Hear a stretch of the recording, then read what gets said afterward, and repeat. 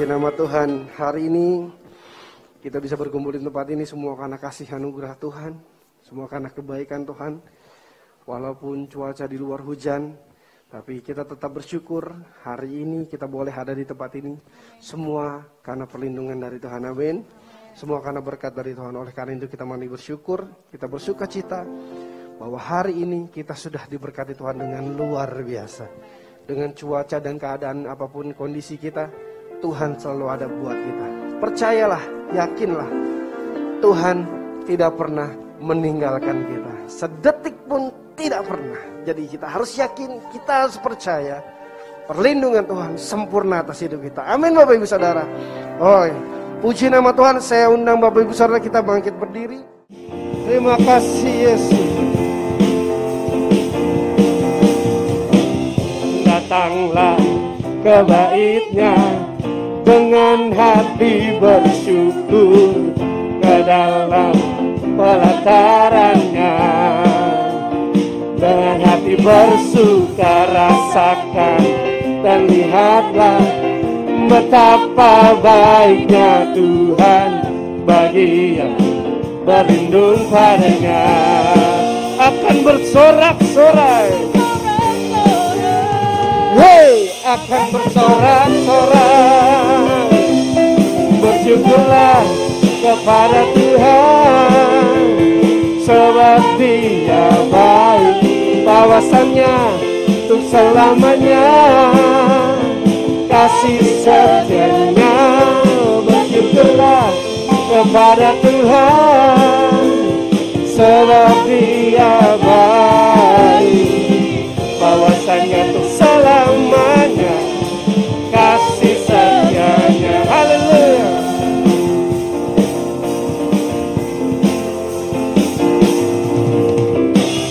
Datanglah ke bait-Nya dengan hati bersyukur ke dalam pelataran-Nya. Dengan hati bersuka rasanya dan lihatlah betapa baiknya Tuhan bagi yang berlindung padanya. Akan bersorak-sorai. Sama-sama kita mau teriak, hey, akan bersorak-sorai.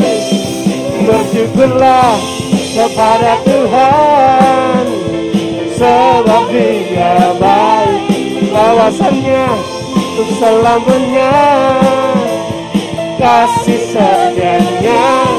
Bersyukurlah kepada Tuhan, sebab Dia baik, bawasannya untuk selamanya, kasih setianya. Bersyukurlah, mari kita mengangkat tangan Bapak Ibu Saudara. Bersyukurlah kepada Tuhan, sebab Dia baik, bawasannya untuk selamanya, kasih setianya. Bersyukurlah kepada Tuhan, sebab Dia baik, bawasannya untuk selamanya, kasih setianya. Bawasannya, bawasannya, bawasannya, bawasannya untuk selamanya, kasih setianya. Bersyukurlah. Haleluya. Bersyukur Bapak Ibu Saudara, kita masih ada di tempat ini karena Tuhan baik. Amin. Berikan sekali lagi tepuk tangan bagi Allah kita. Haleluya. Kami tahu Tuhan, Kau tidak pernah meninggalkan kami sedetik. Kau selalu ada bersama dengan kami. 2-3 orang berkumpul di situ Engkau hadir Tuhan. Kami percaya Bapa. Terima kasih Yesus. Ku yakin Kau hadir di sini. Ku rasakan kuasa yang tak terbatas. Ku yakin Kau nyata di sini. kemenangan terjadi di ku yakin kau hadir di sini, ku rasakan kuasa yang tak terbatas, ku yakin kau nyata di sini, kemenangan terjadi di sini.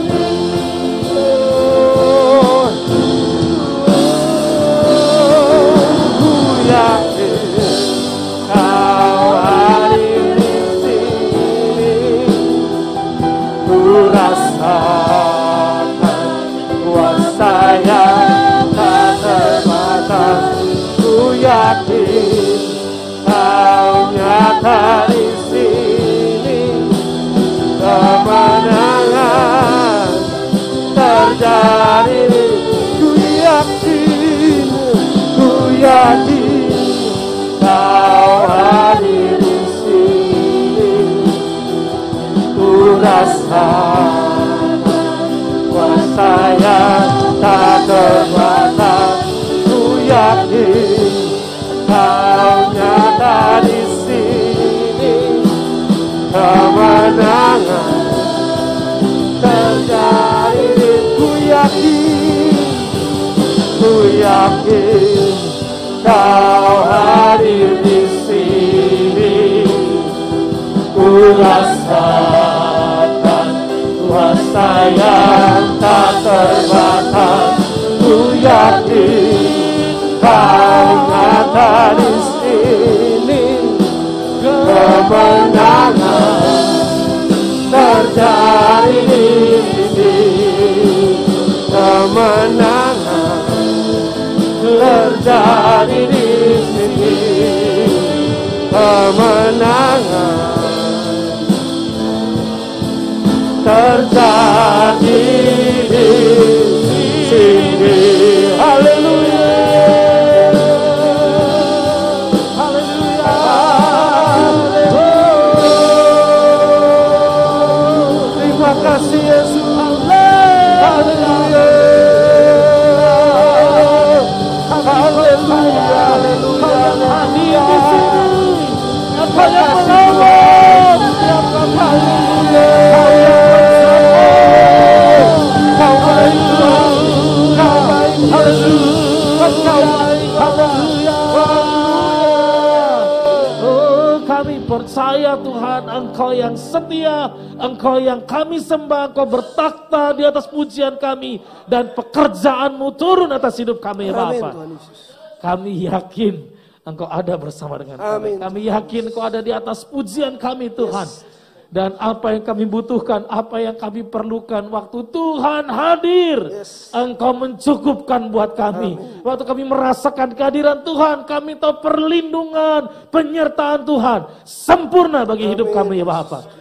Mari Tuhan urapi setiap kami, Tuhan berkati setiap kami yang hadir, yang membuka hati, terima berkat Tuhan. Engkau akan terus berjalan dengan tuntunan Tuhan.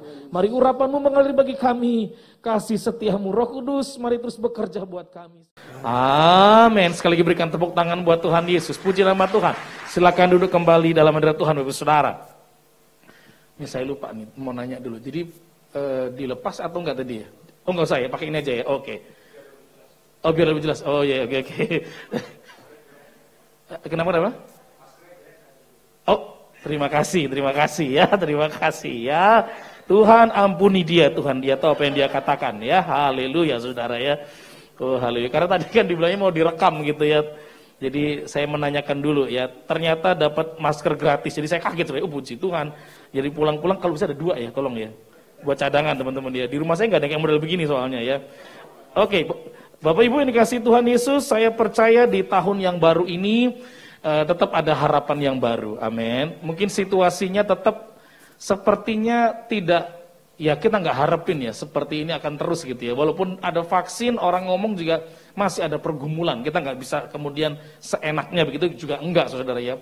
Tetapi saya percaya selalu ada pengharapan, selalu hal baru, ada pertolongan Tuhan atas kehidupan kita. Yang sepakat katakan amin. Jadi kalau kita masih bisa hidup hari ini, percayalah itu anugerah Tuhan. Nah, kita akan belajar, ini yang seri kedua ya, yang kedua ya. Oke, keluar ke situ ya berarti ya, atau keluar di mana nih? Keluar di sana ya. Oke, yang kedua ya, kan jadi ada 2 seri, nanti yang ketiga ada sendiri lagi ya. Tema saya hari ini adalah a new journey, perjalanan yang baru, atau journey yang baru yang harus kita lewati dalam hidup kita, saudara ya. Jadi setuju atau tidak setuju, agak lucu juga saudara, karena orang dengan kematian takut, tapi dengan hidup situasi gini juga nggak nyaman. Kan lucu juga sih, mau nggak mau harus dilewati hidup ini. Ini sebuah perjalanan di tahun baru ini yang memang kita harus lewati, saudara ya. Namun kita akan belajar dari satu tokoh, tetapi nanti kita akan bicara dari sudut yang berbeda, yaitu Saulus, saudara ya. Kita akan baca Kisah Para Rasul pasal yang ke-9, ayat 1 sampai ayat yang ke-6. Kita cerita orang yang sama, tapi sudutnya yang kedua ini kita akan berbeda. Kisah Para Rasul pasal 9 ayat 1 sampai ayat ke-6. Saya baru tahu di sana ternyata bisa nyala ya. Saya pikir yang di sini soalnya mati, di situ ternyata masih nyala ya. Kisah Para Rasul 9 ayat 1 sampai 6. Kisah Para Rasul pasal 9 ayat 1 ayat 1 sampai 6. Yang bawa kitab suci boleh buka, yang bawa HP suci buka, jangan WA suci ya, bertobat kalau masih kayak begitu juga saudara ya. Sudah onsite sekarang, nanti gayanya kita kayak sebelum onsite, sebelum yang pandemi saudara ya. Harusnya sekarang kita lebih bertobat, ibadahnya lebih sungguh-sungguh. Mari baca bersama dengan saya, 2, 3. Sementara itu berkobar-kobar hati Saulus untuk mengancam dan membunuh murid-murid Tuhan.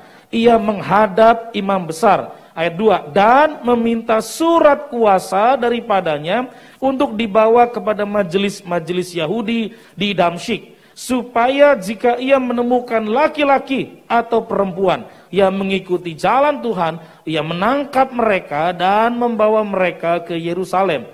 Dalam perjalanannya ke Damsyik, ketika ia sudah dekat kota itu, tiba-tiba cahaya memancar dari langit mengelilingi dia. Ayat ke-4, ia rebah ke tanah dan kedengaranlah olehnya suatu suara yang berkata kepadanya, Saulus, Saulus, mengapakah engkau menganiaya aku? Jawab Saulus, siapakah engkau Tuhan? Katanya, akulah Yesus yang kau aniaya itu. Tetapi bangunlah dan pergilah ke dalam kota, di sana akan dikatakan kepadamu apa yang harus diperbuat. Nah, saudara kasih Tuhan Yesus, ini cerita yang menarik menurut saya. Kalau ini menjadi drama Korea, maka namanya Lee Min-so. Kalau pakai drama Korea, sebenarnya nggak mungkin namanya Saulus. Sebenarnya.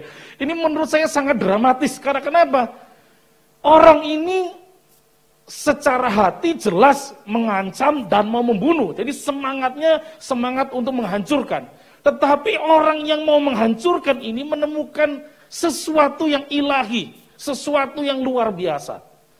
Nah, dia mendapatkan surat dari Sanhedrin, dan surat itu membuat dia punya otoritas penuh. Untuk apa? Kalau nggak sampai membunuh, ya dia menyeret orang-orang itu di negara manapun.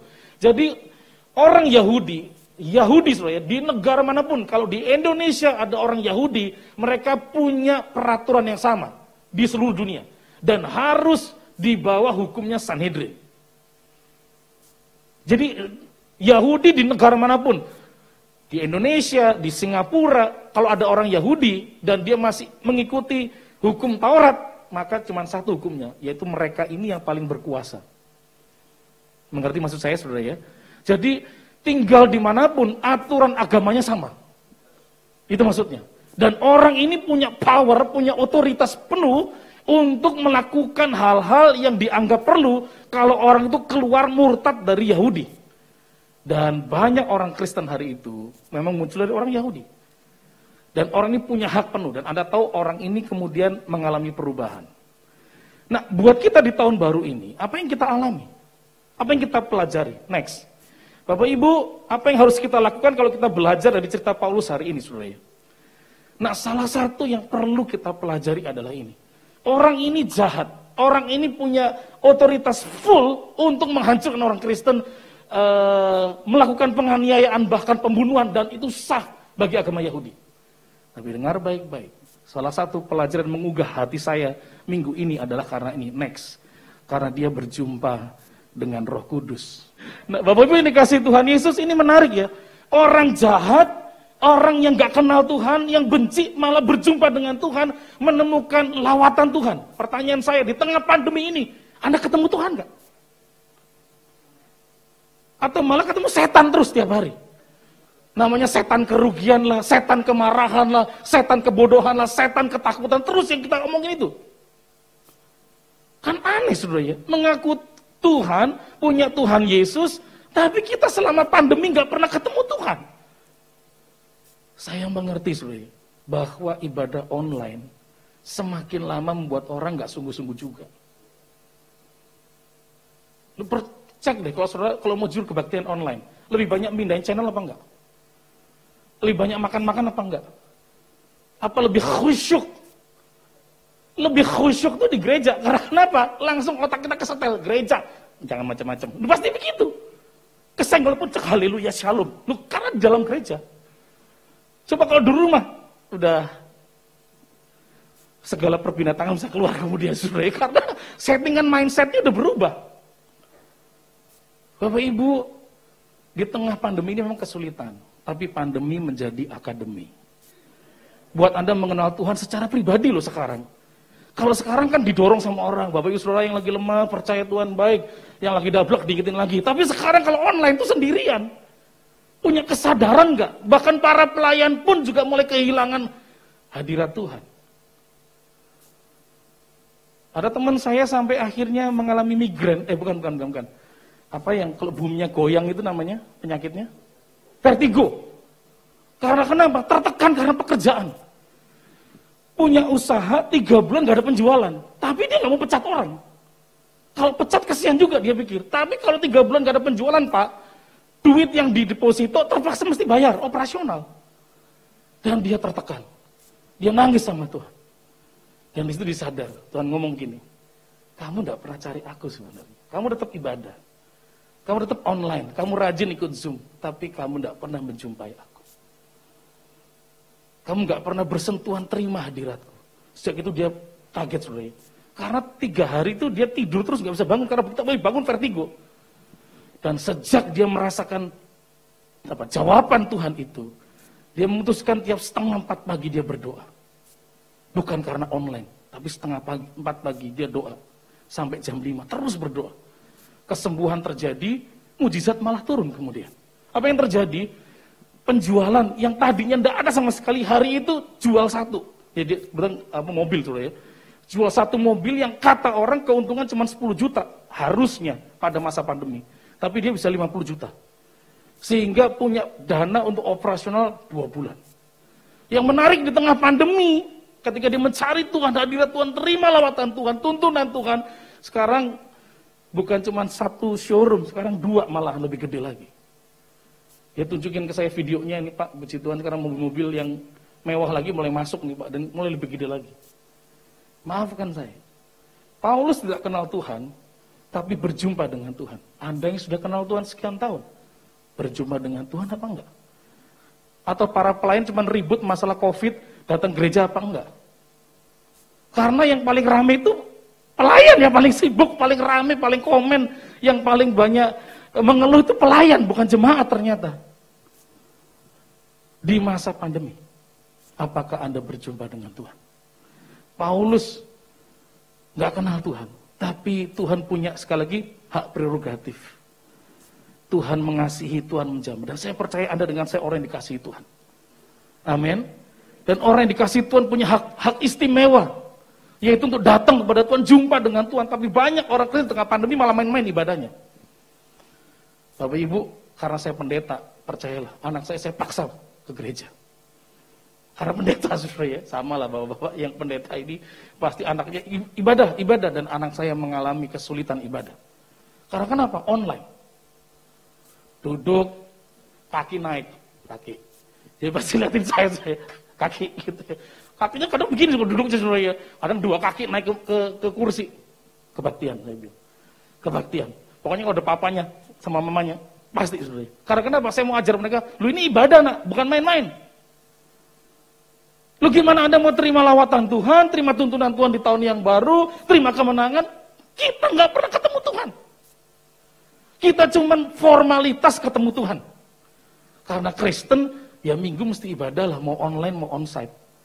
Tetapi sejatinya orang mulai kehilangan hadirat Tuhan.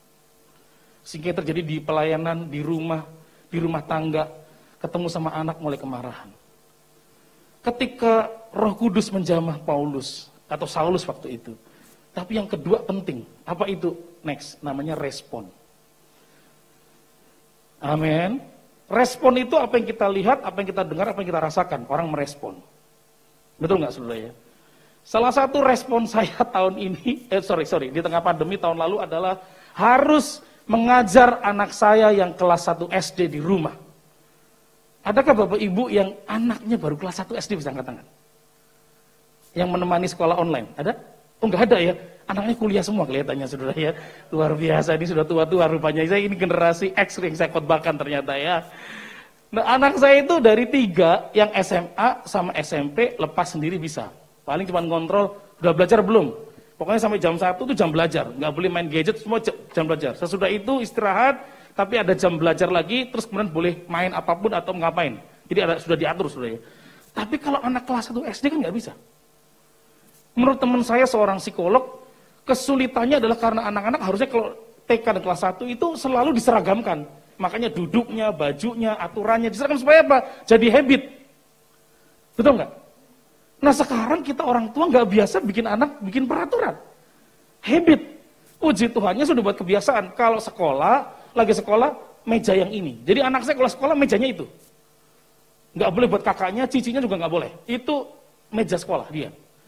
Kata teman saya psikolog harus biasakan begitu. Terus pun kasih apresiasi kan kenapa di TK itu ada bintang, ada itu supaya anak tuh ngeliat, wah aku dihargai ya. Karena baru itu yang dia ngerti. Nah sekarang begitu kelas 1 SD mulai berhitung. Mulai baca. Dan tidak hanya dia yang tertekan, saya tertekan, saudara ya. Karena kenapa? Di Zoom itu ada anak yang bacanya cepat Pak Daniel. Bacanya cepat. Misalkan apa ya? Respon yang benar. Sementara anak saya, res.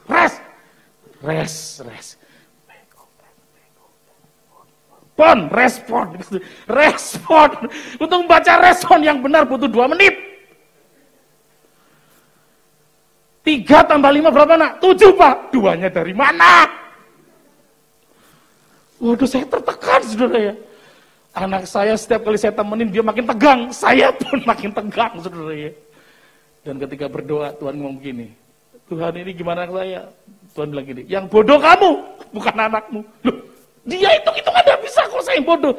Lah kamu sudah tahu anakmu memang gak pernah kamu ajar sebelumnya, terus kamu harap langsung pinter, ya kamu yang bodoh. Iya, ya bener juga ya. Dan saya mulai belajar mengubah, itu respon kan. Pendekatan saya mulai sama anak saya mulai beda, brother. Akhirnya setelah sekolah dia gak bisa, Bu. Setelah jam sekolah, saya ajak main. Ayo kita belajar berhitung yuk. Kan saya nggak mungkin nyuruh anak saya pinter tanpa saya ajarin kan, karena gurunya nggak pernah datang ke rumah kan. Kita juga usahakan nggak bisa datang. Bapak Ibu, berapa banyak di antara kita respon kita salah. Paulus punya respon benar. Ketika terima lawatan Tuhan, disuruh pergi ketemu hamba Tuhan, dia ketemu hamba Tuhan, ikuti tuntunan Tuhan. Dan banyak orang Kristen di pandemi ini, sejujurnya tidak pernah berjumpa dengan Tuhan sehingga responnya salah. Saya sepakat. Pandemi ini, virus ini menakutkan, tetapi jangan hidup dalam bayang-bayang ketakutan. Virus ini mungkin buat Anda tahun ini khawatir pencapaian target saya nyampe enggak ya? Perusahaan saya jalan enggak? Toko saya tetap bisa jalan enggak ya? Tetapi kalau engkau tinggal dalam kekhawatiran itu yang Matius 6 mengatakan, Matius pasal 6 ayat 25 sampai 34, jangan kamu tinggal dalam kekhawatiran, itu bahasa aslinya. Khawatir boleh nggak? Boleh. Karena khawatir bisa membuat orang makin bagus. Saya khawatir nih kalau anak saya nanti nggak makan, maka saya akan kerja keras supaya anak saya makan. Loh, betul nggak? Saya khawatir nggak lulus skripsi nih, bagus supaya apa? Supaya belajar persiapannya benar. Tapi kalau tinggal dalam terus-menerus khawatir dan sangat khawatir, itu menghancurkan potensi, menghancurkan kesempatan, tidak pernah bisa melihat hari yang baik.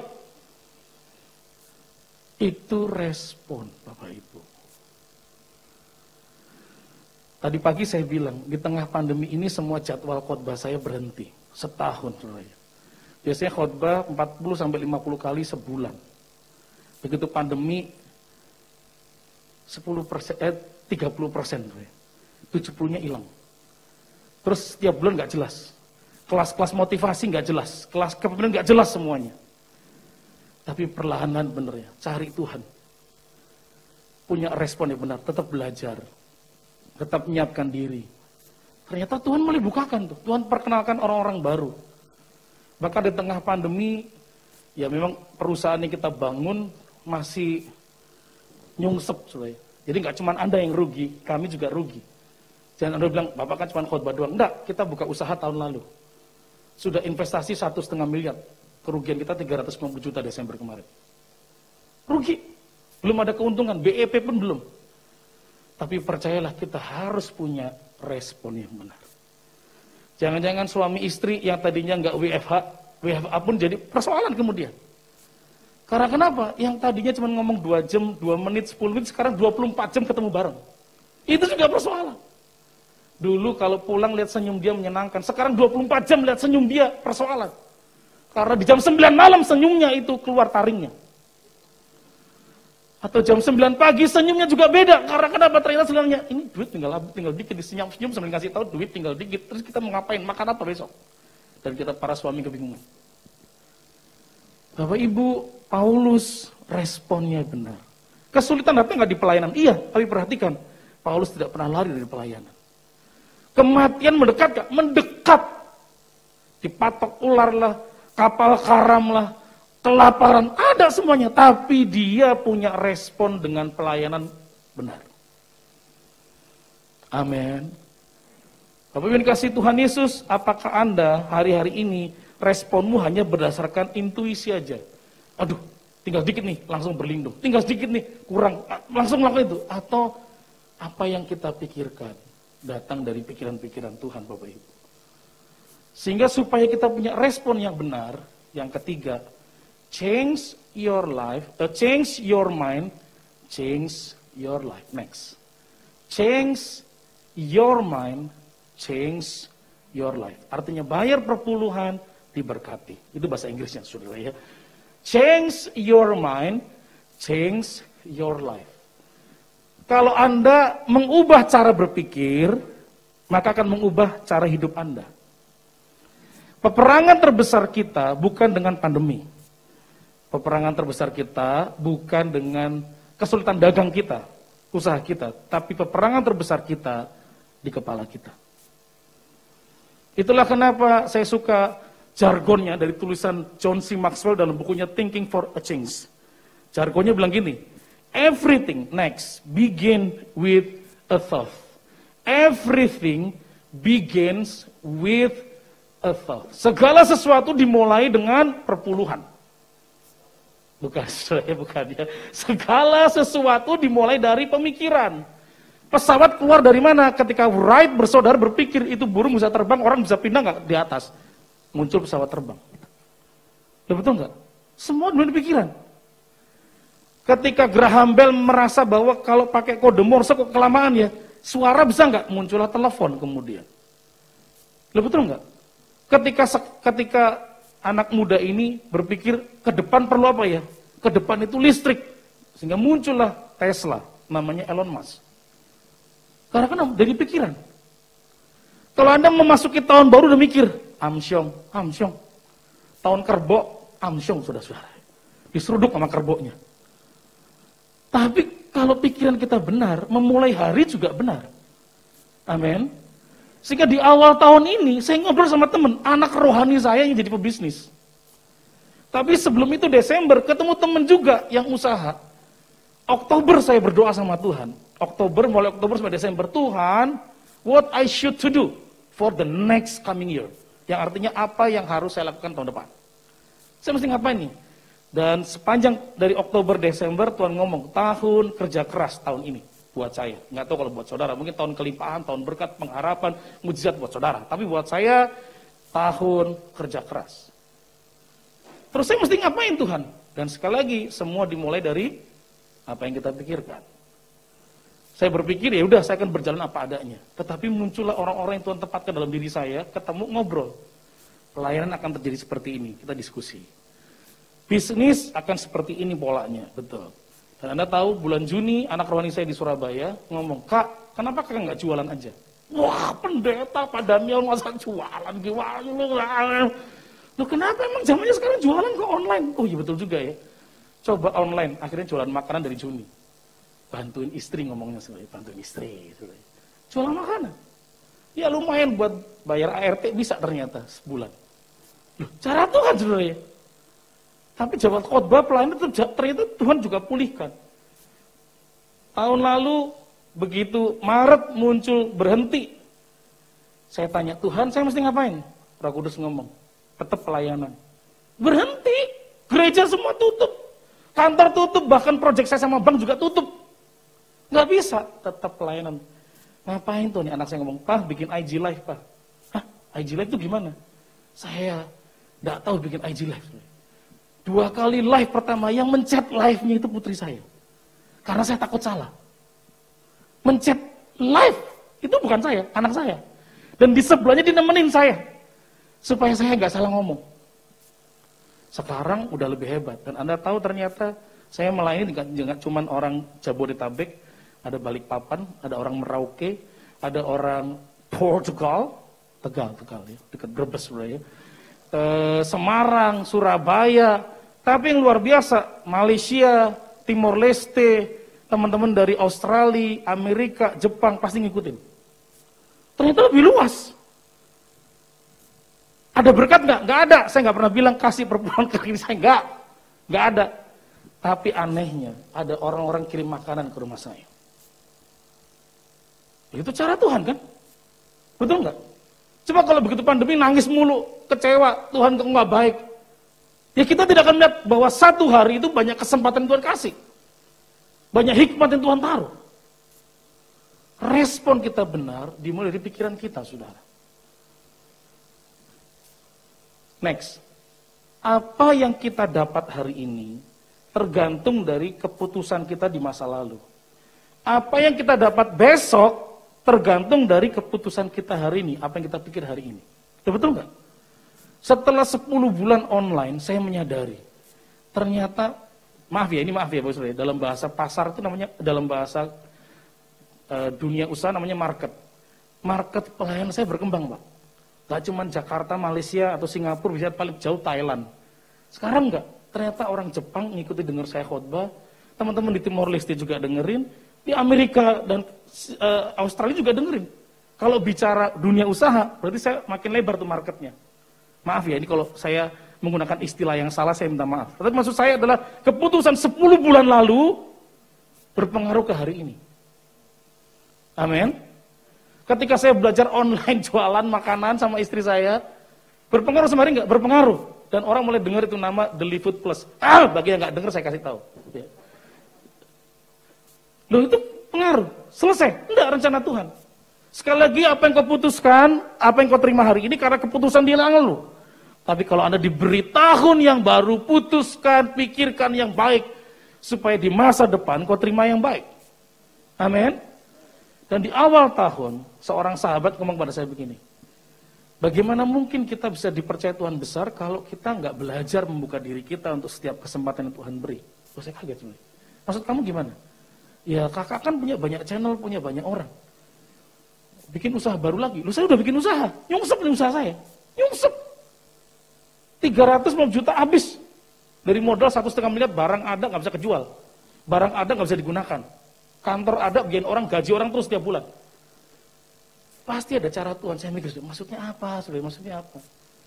Akhirnya ada teman datang ngobrol ke saya. Teman ini kontraktor, main tapi berhenti. Ada tukangnya. Ngobrol. Tercetus gini, gimana kalau kita bikin konstruksi, usaha konstruksi? Yakin kamu? Iya. Saya di jaringan, dia di operasional, dia di pekerjaan. Nekat ya, nekat bro. Nekat, buka akhirnya. Namanya, saya jadi lupa nama usaha aja apa sih, lupa ya. BMS namanya ya. Bikin, baru promo 5 proyek muncul. Januari ini. Anda mengerti maksud saya?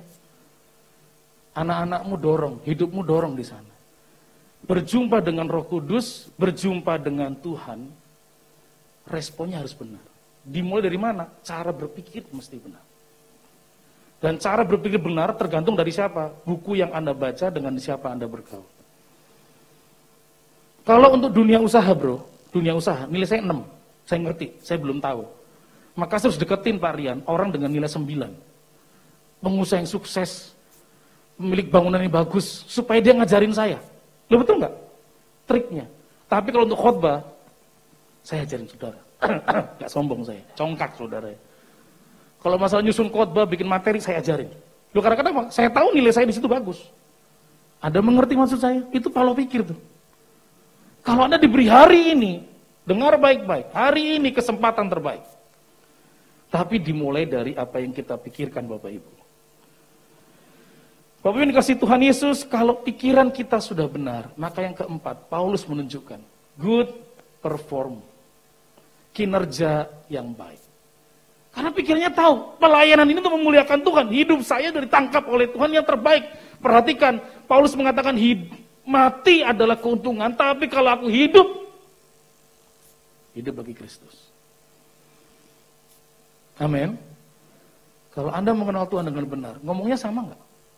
Kalau aku mati itu bisa macam-macam. Ada dua hal yang terjadi dalam hidup ini yang tidak akan pernah Anda tahu. Satu, umur berapa Anda meninggal. Kedua, cara Anda meninggal. Kita nggak ada yang tahu. Tapi kalau Anda nggak tahu dua-duanya, maka hiduplah sebaik mungkin hari ini. Seakan-akan Anda besok mau mati. Jadi gunakan 24 jam yang Anda punya ini sebaik mungkin. Nah Paulus tahu sehingga dia bilang, mati keuntungan, tapi kalau aku hidup bagi Kristus, perhatikan. Dia kerja keras di pelayanan, dia lakukan perdagangan, karena dia buka usaha juga. Dia membiayai hidupnya sendiri. Betul nggak? Dia lakukan, dan kinerjanya profesional yang terbaik. Ada banyak orang pekerja yang salah kemudian. Ya saya digaji cuma 5 juta Pak, masa suruh kerja keras yang luar biasa? Mikir dong itu bos saya. Kalau Anda orang percaya, melakukan itu, bertobatlah. Loh karena kenapa? Karena kita orang percaya, bukan persoalan gajinya, tapi kinerja kita tetap harus bagus. Anak-anak kita harus bagus. Karena kenapa? Promosi datang dari Tuhan. Amin.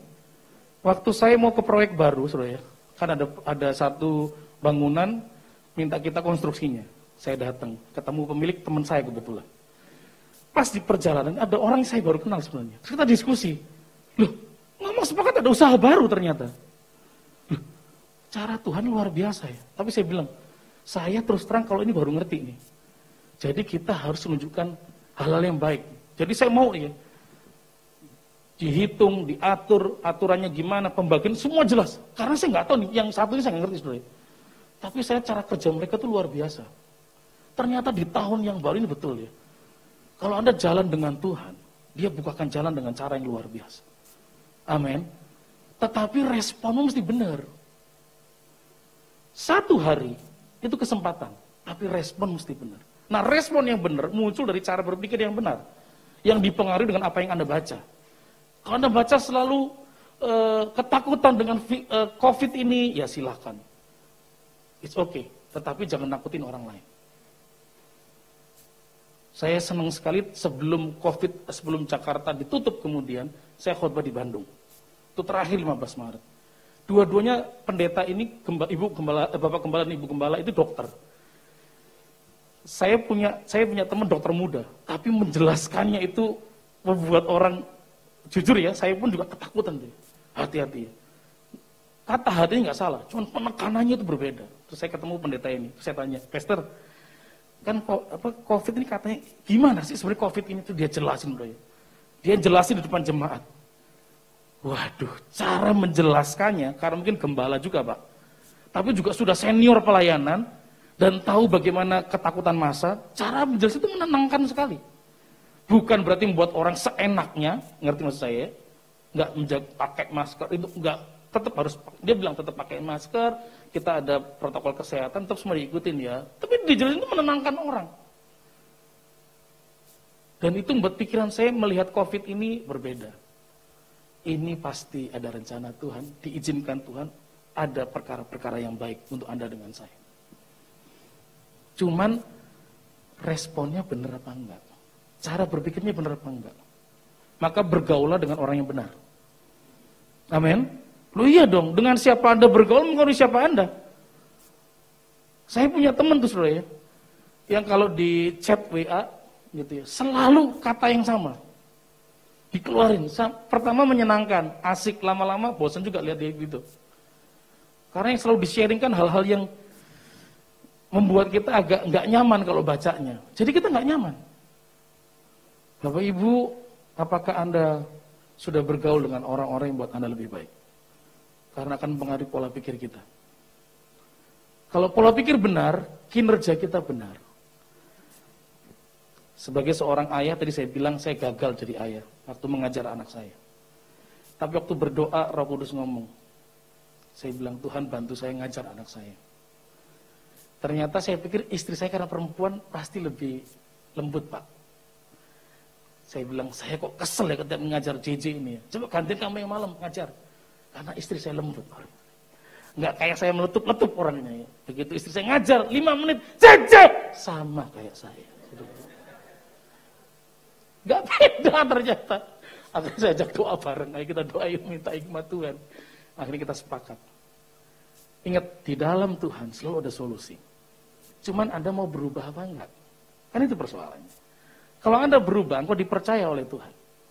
Dan sekarang anak saya mulai membaca lebih bisa sebenarnya. Bisa Pak Rian, anak saya bisa baca. Anda bisa lihat IG saya di andre.im17 itu ada IG-nya. Ya siapa tahu bisa mendaftar. Follower baru ya. Itu ada anak saya kalau ngomong bahasa Inggris Pak, jago Pak. Tapi kalau baca bahasa Inggris Pak, amsyong Pak. Karena kebanyakan diajar sama Netflix sama YouTube Pak. Ngomong, wah jago. Ngomong bahasa Inggris Pak. Waduh, saya bilang Tuhan, dulu gue SMP aja ketakutan belajar bahasa Inggris ya. Suruh ngomong I'm at home. Gitu dong ngejanya sudah kaget sudah. Baca H-U-G-E apa bacanya? Huge. Kok Huge? Huge. Hah? Kok huge? Hage. Bukan saya. Dulu saya ingat tulisan P-A-G-E. Bacanya apa? Page. Tambah R, pager. Gak tahu bacanya page. Tapi itu anak. Ya ampun. Baru lulus TK, masuk SD. Ngomong bahasa Inggris jago. Tapi kalau suruh baca O-N-E, one. One gimana sih? Emosi jiwa sebenarnya. One baca. Kalau tambah D, onde. Kalau tambah ngondek. Beda nanti ya. Aduh. Tapi ketika dengan Tuhan, saya pun belajar punya kinerja jadi ayah. Kan kinerja itu nggak hanya bicara kantor kan? Kok jadi suami yang baik nggak? Itu kan kinerja. Apa di masa pandemi ngajak berantem terus istrimu? Atau istri juga ngomporin suami, papi, lihat dong Pak Hendra itu, lihat tuh, makin mengkilat, makin diberkati mobilnya maksudnya. Masa mobil kita gak berubah sih? Pak Daniel, gue rusakin mobil lu gara-gara lu nih, gue nih gitu. Atau kita makin punya kinerja yang baik. Semakin hari. Dan terakhir Bapak Ibu, di tengah pandemi ini, saya ingin menyaksikan ini. Saya kagum sama anak rohani saya ini.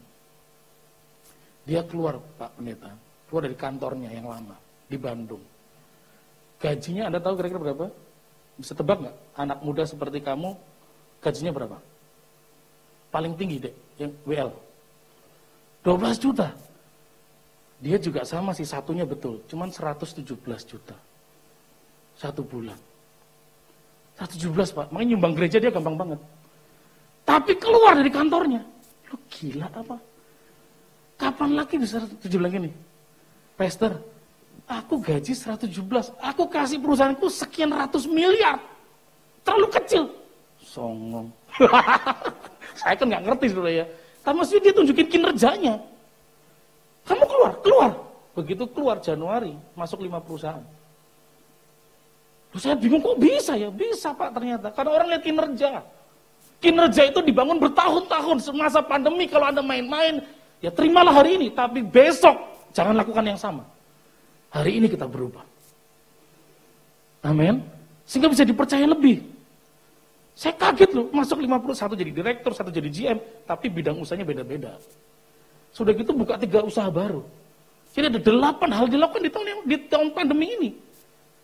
Saya baru menyadari, kalau kinerjamu tidak pernah berubah. Baik, pikiranmu benar, respon benar, Tuhan menuntunmu. Di tengah masa sulit sekalipun, tetap ada jalan Tuhan. Desember tanggal 28 saya melayani Natal Zoom di satu company. Dan mereka bilang, ini company yang berhubungan dengan dunia internet, digital. Dan dia bilang di awal pandemi kami rugi. Di awal pandemi pencapaian target jeblok. Tapi dia bilang di kuartal ketiga, berarti Oktober, November, Desember. Hanya dengan 3 bulan, target 1 tahun itu bisa dicapai bahkan lebih. Kenapa? Direkturnya bilang, karena kita banyak doa. Tapi juga kita kerja yang baik. Hasilnya Tuhan tunjukkan dalam 3 bulan. Target 1 tahun itu ketutup bahkan. Dan mereka bilang tahun ini lebih baik. Harus lebih baik. Dan saya dibukakan banyak hal. Ternyata benar. Perjumpaan dengan Tuhan membuat Saulus menjadi Paulus, tapi kinerjanya juga berubah. Seorang rasul dengan urapan yang dahsyat, hikmat luar biasa, tapi juga penulis 2/3 perjanjian baru. Anda dengan saya masih berjumpa dengan Tuhan. Kiranya Tuhan akan menolong kita. Di tengah pandemi ini Bapak Ibu, Opa Oma, sahabat-sahabat muda, ayo berjumpa dengan Tuhan. Setelah berjumpa dengan Tuhan, respon harus diganti. Jangan pemarah, menyakiti orang, menyebarkan hoaks, menyebarkan ketakutan, jangan. Responnya berubah. Kalau respon sudah berubah, dimulai dari cara berpikir yang benar. Dan percayalah, hasilnya kita akan lihat nanti di akhir tahun. Nggak bisa sekarang, tapi akhir tahun. Kiranya Tuhan menolong setiap kita. Amin.